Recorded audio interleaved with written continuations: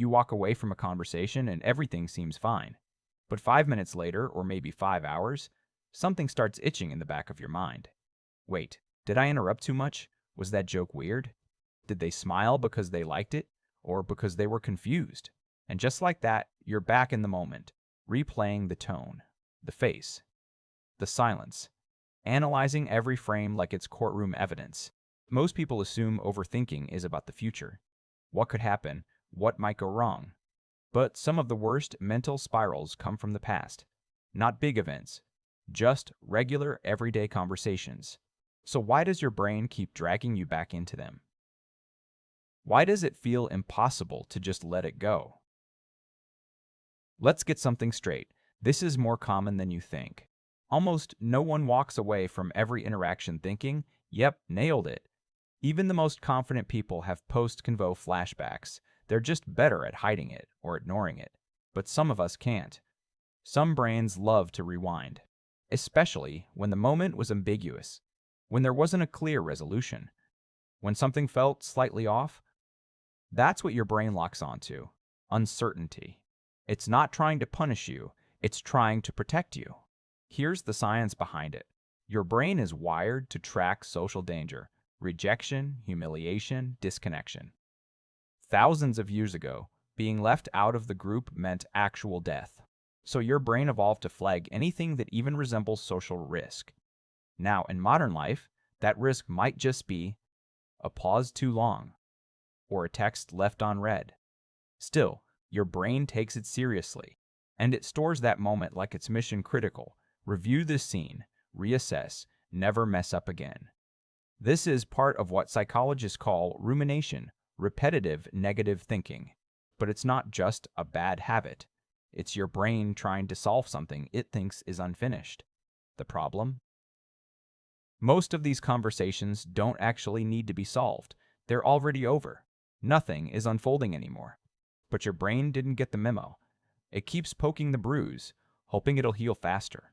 Worse, it starts attaching meaning to the memory. It's no longer, "I said something awkward." It becomes, "I am awkward. I always mess things up.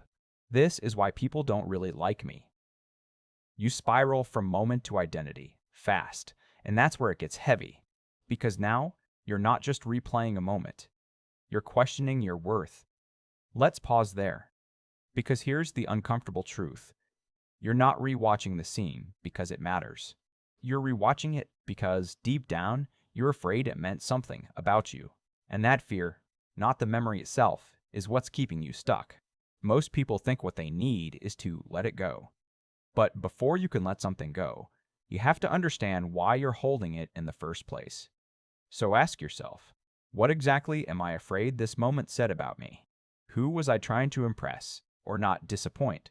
Was I really awkward or just human?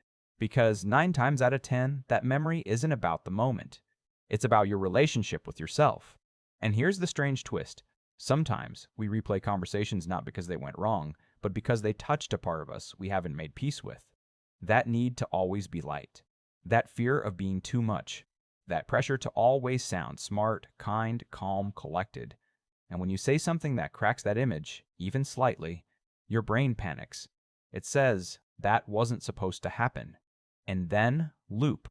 But here's what your brain forgets. Everyone says weird things sometimes. Everyone misreads the room. Everyone makes a joke that lands with a thud. We just don't broadcast our replays.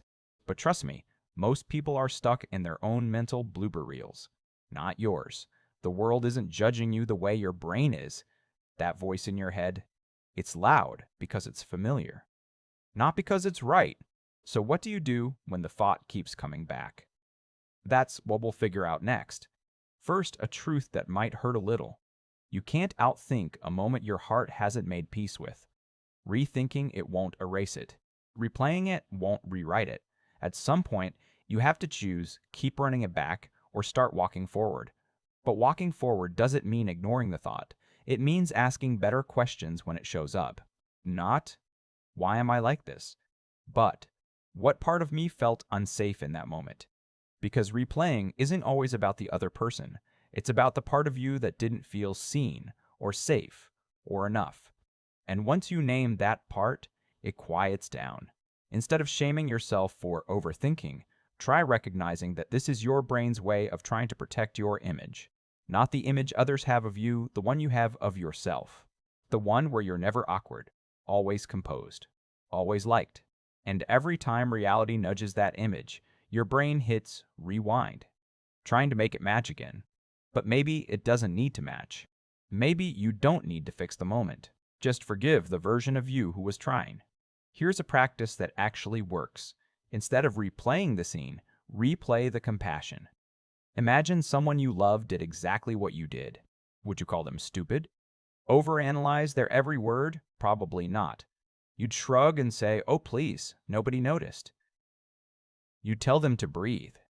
You'd laugh it off with them. What if you did that for yourself? This isn't about pretending it didn't happen. It's about refusing to treat it like it defines you. You made a face. You said a weird thing. You misread the moment. Congratulations, you're a human. No amount of mental punishment will make you more lovable. But compassion might make you braver next time. Now, what to do when the thought still shows up anyway? Name it. Just say, my brain is replaying again. That's it. No drama. No story. Just naming it puts space between you and the loop. Ground yourself. Notice 5 things around you. Feel your feet touch something cold. Anything that reminds you, I'm not in that moment anymore. And finally, move. Movement resets thought patterns. A walk. A stretch. Even washing your face with cold water. Your body pulls your mind back to the present better than any mantra ever could. Because what your brain needs most is proof that the moment is over, that you are safe, and still loved, and still enough. No moment, no sentence, no facial expression you regret has the power to undo that. And if the thought comes back again tomorrow, that's okay. You don't have to chase it away. Just read it like an old song you've heard too many times. Let it play quietly in the background while you go live your life in the foreground. And hey, if your brain has a habit of late-night reruns, you're not alone. Subscribe if you want more videos like this. Calm, honest, and kind to your overthinking mind. We're not here to fix you. We're here to sit with you while you remember you were never broken to begin with. And if this video reminded you of a moment you still replay sometimes, drop it in the comments.